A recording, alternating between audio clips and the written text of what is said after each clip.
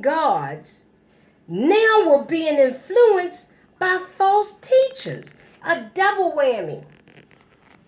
You know, the enemy don't fight fair. Yeah. You get saved, he going to send another wave or try to get you. Look, he figured he can't get you that way. He going to try to, if he can't stop you from being saved, then he going to try to stop you from being effective. Yep. Okay? Yep. All right, so now being influenced by false teachers to enslave themselves. The false teachers ain't enslaving them. They're convincing them to put their own selves back in bondage. Wow. Again, put themselves back in bondage, enslave themselves again to weak and useless principles. Oh, they go to principles. Weak and useless principles. Now, what were these elements to which the Galatians were turning? Our text tells us they involved the observance of days, months, times, and years. These were Jewish celebrations, the Sabbaths, feasts, and other special days established by the law of Moses. It was not that merely observing some of Israel's feasts was wrong. Don't get it wrong. It wasn't that if they observed it that made them wrong. That's not what put them in bondage. Okay?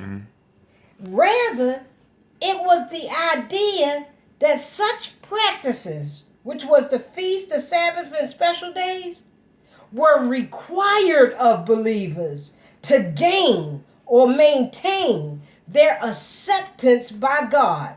That was wrong. We should say that again. All right? I'm going to reread that all over again. I mean, I got it. You got it? Donna, did you get it? I'm saying that's worth saying again. Okay, listen. It was not that merely observing some of Israel's feasts was wrong. Okay?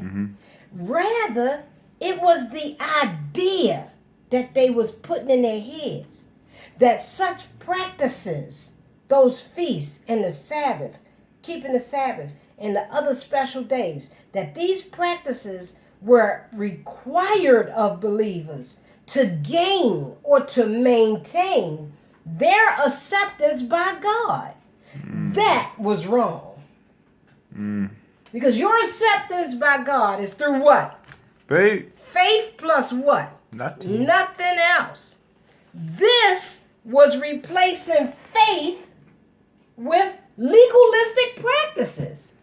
Big problem. So these false teachers were trying to convince them, the Gentile converts, that if they observed the times, the seasons, the feasts, the Sabbath, and the celebrations, that those things that they were doing would put them in good standing and in right position with God or in his acceptance, when that's not and has never been what gets an individual right with God.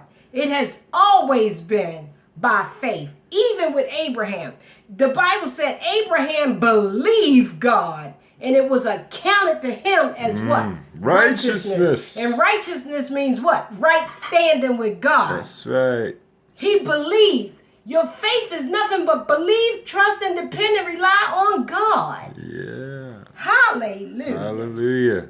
So when you take the faith out, then the religious practices seem to just slide right on in. You know what? When you're not operating in faith, then you got to watch out.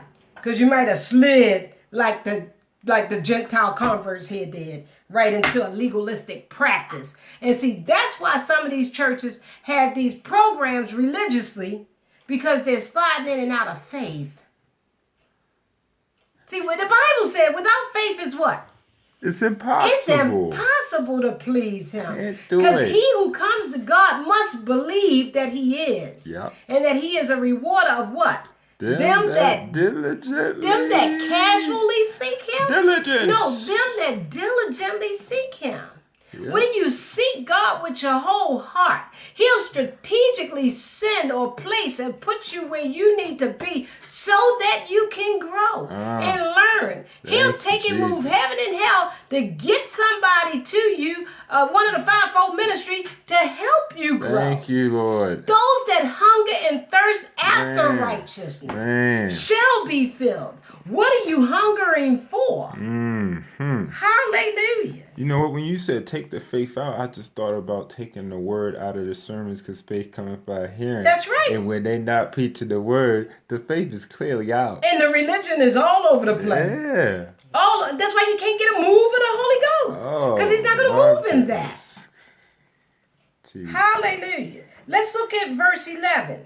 They were discounting Paul's teachings and work. When they did these things, which was to observe these feast days and the Sabbath and these special days and thinking that was making them get in right standing with God, what they were doing was discounting what they were taught. See, they were going backwards. So there's no point in him even dying because what I'm doing is earning me acceptance. Say that again. There's no point in him dying for my sins because what I'm doing is earning me acceptance and it's better. It's basically making the cross of none effect. But look at who was trying to teach them. The false teachers. The people that they looked up to in the church. Yeah. The leaders. Yeah. Was leading them wrong.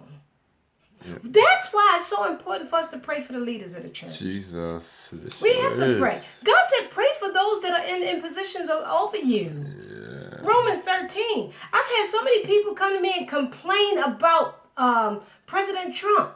And I said, have you read Romans chapter 13? The powers that be are ordained by God. He's there.